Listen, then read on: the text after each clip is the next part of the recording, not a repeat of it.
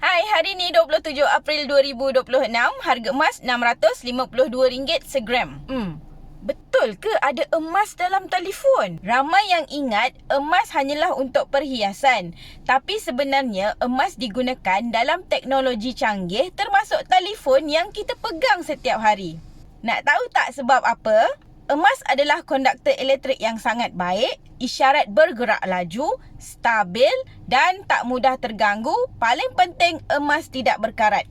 Itulah sebabnya emas dipilih untuk menjadi komponen penting dalam telefon, walaupun jumlahnya kecil tapi nilainya besar. Setiap hari kita guna telefon yang ada emas, tapi kita sendiri masih belum ada simpanan emas.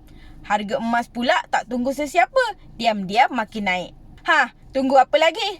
Mula simpan emas hari ni. Nak simpan emas, Roger untuk Mona bantu, kontak ada dekat profil.